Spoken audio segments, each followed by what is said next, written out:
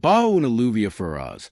Un millonario regresa a casa cuando algo frente a su mansion lo obligo a detenerse. Una pareja de ancianos, empapados y temblando, protege una vieja maleta como si fuera lo único que les quedaba en el mundo. No piden dinero, no piden refugio, solo esperaban. Pero lo que nadie imaginaba era que dentro de esa maleta se escondía un secreto capaz de destruir mentes de décadas, revelar una verdad enterrada por el tiempo, y cambiar para siempre la vida de todos los involucrados.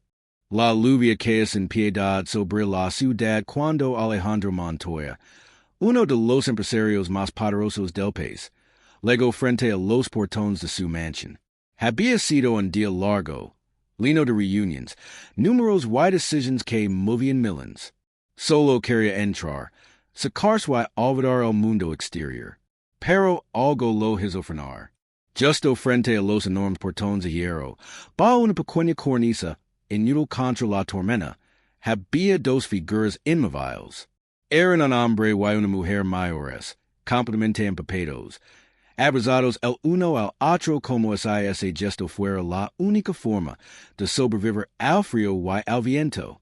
La mujer sostenía una maleta vieja, de cuero gastado, apretándola contra el pecho con una fuerza que no coincidía con su cuerpo frágil. ¿La seguridad, señor? Preguntó el chofer, incómodo. Alejandro dudó. Normalmente no lo habría pensado dos veces.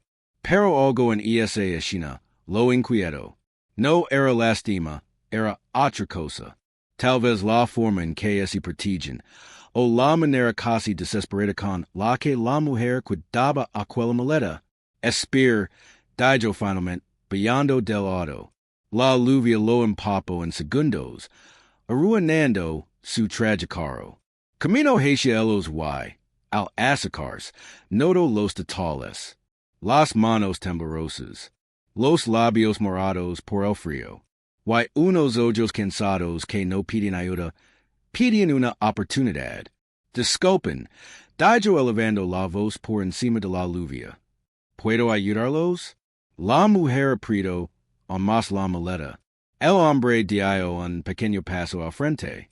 Perdón por molestar, señor, respondió con voz débil.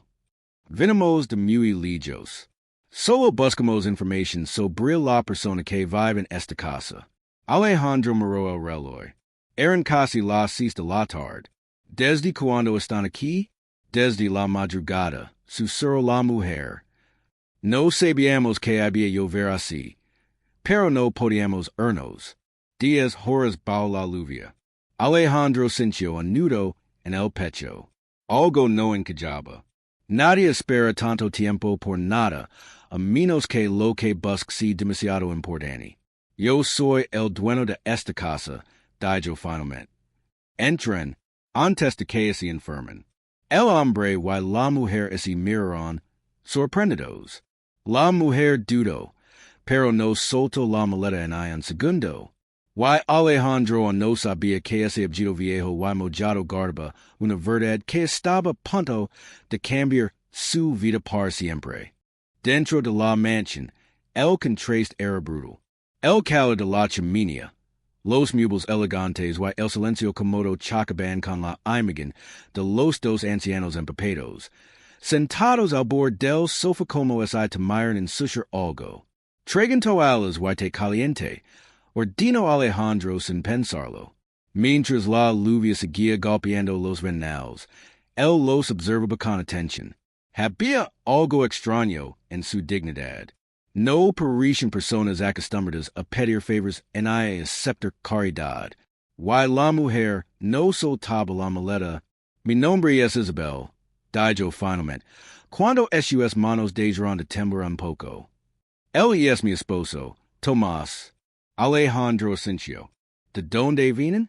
De un pueblo muy lejos de aquí. Viajamos toda la noche en autobús, respondió Tomás. No sabíamos si usted estaría, pero esta era nuestra última opción. Última opción. Y esa frase quedó flotando en el aire. ¿Qué buscan exactamente? Preguntó Alejandro, sentándose frente a ellos. Isabel respiró hondo. Sus ojos así lenaron de lágrimas que no tenían nada que ver con el frío. Buscamos en nuestro nieto. Alejandro sintió un golpe extraño en el pecho, una sensación inexplicable que no supo nombre. Lo perdimos hace muchos años, continuó ella. Desde entonces, lo hemos buscado sin descanso. Tomás tomó la palabra. Nuestro hijo murió joven. El niño quedó con nosotros. Era de lo que teníamos. Pero una tragedia, una inundación, nos lo quitó de do. La casa, los papels, el trabajo. Isabel apretó la maleta con fuerza. Se lo levren temperament. Didrin. Permitieron que volviera con nosotros. Pero cuando regresamos, por él, ya había sido dado en adopción. El silencio es volvió pasado. No teníamos documentos, susurró. Nadie nos escuchó. Alejandro tragó saliva. Algo dentro de él se removía con cada palabra. ¿Why por qué vinieron aquí? Preguntó, casi sin darse cuenta de lo baja que era su voz. Isabel dudó. Miró la maleta, luego a su esposo. ¿Por qué nos dijeron que la familia que lo adoptó vivió en esta casa de Ancianos? Alejandro sintió un escalofrío recorrer la espalda. ¿Recuerdan el apellido? Isabel asintió lentamente. Montoya, el mundo pareció detenerse. Alejandro se quedó inmóvil. Ese era su apellido. El apellido de la familia que lo había creado. La familia que siempre le dijo que no tenía parents, que su pasado había desaparecido para siempre. ¿Cómo es llamaba el niño? Preguntó, con la garganta seca. Isabel abrió la maleta con manos temblorosas. Sacó una foto antigua, amarelada por el tiempo, protegida en plástico. Se llamaba Alejandro. La imagen mostraba a un niño pequeño, con los mismos ojos, el mismo rostro, y una pequeña cicatriz en el mentón. Alejandro llevó la mano a su propia barbilla. ¿Cómo es hizo esa cicatriz? Susurró. Tomás sonrió entre lágrimas. Cayó de una bicicleta. Yo lo cargué toda la noche porque tenía miedo. Alejandro sintió que el suelo desaparecía bajo sus pies. Y en ese instante, comprendió que su vida entera estaba a punto de romperse para finalmente empezar de verdad. Alejandro sentía que el aire no entraba bien en sus pulmones. Miraba la fotografía como es ahí fuera, un espejo del pasado, que nunca le permitieron ver. Esto no puede ser una coincidencia, murmuró. Isabel volvió a introducir la mano en la maleta. Sus dedos temblaban, pero su mirada estaba firme. Guardemos de dijo, cada prueba, cada recuerdo, porque sabíamos que algún día alguien tendría que creer en nosotros. Sacó documentos envejecidos, cuidadosos protegidos en bolsas de plástico, reportes antiguos, cartas de asistentes sociales, fechas, nombres. Alejandro reconoció su nombre completo escrito en uno de los papels. El mismo, sin errores. El corazón le golpeaba el pecho con fuerza. Mis padres, empezó, pero no pudo terminar la frase. Los que te criaron, corrigió Tomás con suavidad. Permitieron que nos dijeran ver. Dijeron que era lo mejor para ti. Pero después desaparecieron. Isabel bajó la mirada. Nos dijeron que eres feliz, que no querías saber nada de nosotros, que éramos un peligro. Cada palabra era una herida nueva. Alejandro se levantó lentamente y caminó hacia la ventana. Recuerdo noches enteras mirando la lluvia, sintiendo un vacío que ningún éxito había logrado llenar. Ahora entendía por qué. Toda mi vida sentí que algo faltaba, dijo sin llorarse. Pensé que era ambición o soledad, pero era esto. Era ustedes. Isabel no pudo contener el llanto. Se levantó y lo abrazó sin pedir permiso. No fue un abrazo elegante.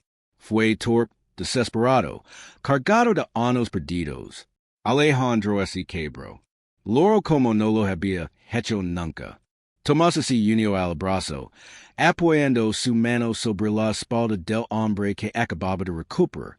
Nunca dejamos de buscar, susurró. Nunca, después de un largo silencio, Isabel volvió a la maleta. Hey algo más que debes ver.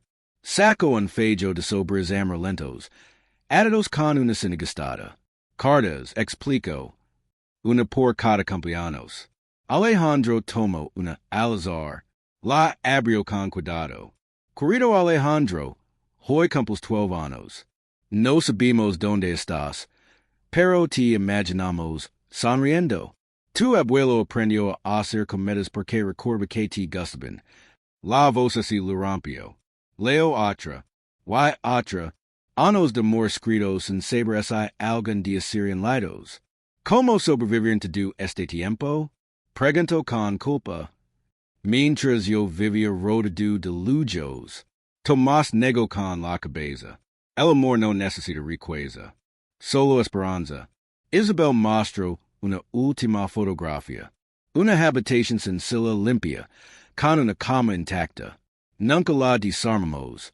Dijo, siempre creemos que volverías. Alejandro cerró los ojos. En ese instante supo que nada volvería a ser igual. Quédense aquí, dijo con decisión. Esta casa es demasiado grande para una sola persona.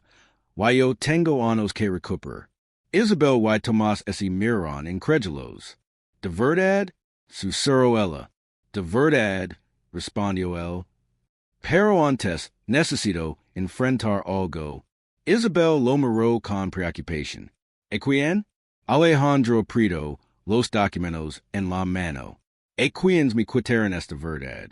Y mientras la lluvia finalmente se detenía afuera, una tormenta mucho más grande comenzaba a formarse. Una que se quería a la luz décadas de menos.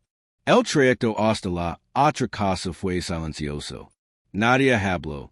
La lluvia había cesado, pero el peso de la verdad hacía el aire imposible de respirar. Isabel sostenía la maleta sobre su regazo, como es ante mira que alguien pudiera arrebatársela. Tomás miraba por la ventana, preparando su corazón para un enfrentamiento que había esperado durante décadas. Cuando llegaron, Alejandro reconoció el lugar de inmediato, la casa donde creció. Impecable, fría, la puerta se abrió antes de que tocaran. Alejandro, dijo la mujer, forzando una sonrisa. No sabíamos que vendrías. No vengo solo, respondió él. Isabel y Tomás dieron un paso al frente. El color desapareció del rostro de los dos adultos mayores. Ellos son mis abuelos biológicos, continuó Alejandro. Y hoy quiero respuestas. Dentro, el silencio era ensordecido. Hicimos lo mejor por ti, dijo el hombre finalmente. No tenían nada. Tomás habló por primera vez, con voz firme. Lo teníamos de do. Amor. Isabel abrió la maleta y colocó las fotos y cartas sobre la mesa. ¿Sabían que lo buscábamos? Preguntó Alejandro. Nadie respondió. ¿Sabían que viajamos durante años? ¿Que vendemos lo poco que teníamos? ¿Que pasamos noches enteras creyendo que estaba muerto? La mujer bajo la mirada. Teníamos miedo de perder, susurró. Pensemos que era mejor así. Alejandro sintió una mezcla de rabia y tristeza. Mira ver mi historia, dijo. Y ellos, 20 años de su nieto. Tomás respiró hondo. No venimos a pelear, dijo. Solo queríamos que supieran que nunca dejamos de amar. Alejandro tomó las cartas de cumpleaños y las sostuvo frente a ellos. Estas nunca me llegaron. El hombre cerró los ojos. Las intercept. Ese fue el golpe final. Alejandro se levantó. Gracias por cuidarme, dijo con calma. Pero desde hoy, la verdad vuelve a ocupar su lugar. Isabel tomó la mano de Tomás. No necesitamos nada, dijo. Solo recuperarlo. Alejandro los miró. Y eso ya pasó. Al salir, nadie los detuvo. La puerta es cero lenamente dichos de ellos, mercando el final de una vida construida sobre silencios. Y mientras Alejandro regresaba con sus abuelos, supo que el verdadero hogar no era una casa, sino las personas que nunca dejaron de esperarlo. La mañana siguiente, Alejandro despertó con un sonido que nunca había escuchado en su mansión. Risas suaves. El aroma de café recién hecho. Bajo lentamente las escaleras, y los vio en la cocina. Isabel revolvía una olla como si siempre hubiera pertenecido a él. Tomás acomodaba la mesa con cuidado, tarareando una melodía antigua. Buenos días, hijo. Dijo Tomás con una sonrisa tímida. Y esa palabra, hijo. Alejandro sintió que algo dentro de él finalmente encajaba. Se sentaron juntos a desayunar. Nada lujoso. Pan caliente. Café simple. Pero una paz que el dinero jamás lo había dado. Isabel abrió la maleta una última vez. Queríamos devolver esto, dijo, entregando un pequeño objeto. Era un jaguite antiguo, gastado por el tiempo. Lo guardemos todos estos años, explicó, porque creemos que un día volvería a tus manos. Alejandro lo sostuvo con cuidado, comprendiendo que aquella maleta nunca había sido solo un objeto. Había guardado recuerdos, esperanza y amor. Me pasé la vida buscando algo sin saber qué era, dijo con voz serena. Y estuvo siempre buscándome. Tomás asintió. El amor nunca se pierde, dijo, solo espera. Ese mismo día, Alejandro tomó una decisión que cambiaría más vidas, no solo la suya. Anunció la creación de un programa para ayudar a reunir familias separadas por tragedias, errores o mentiras. La maleta se convirtió en símbolo de esa misión. Semanas después, la mansión dejó de ser silenciosa. Se llenó de historias, visitas, abrazos y segundas oportunidades. Alejandro observaba sus abuelos sentados en el jardín, bajo el sol, y comprendía algo que jamás lo enseñaron en los negocios. La verdadera riqueza no es en cuentas bancarias, sino en las personas que nunca dejaron de amarte, incluso cuando todo parecía perdido. Y aquella noche, mientras cerraba los ojos en la casa que por fin sentía como hogar, Alejandro sonrió con una certeza absoluta. Algunas historias no comienzan con éxito, comienzan con amor.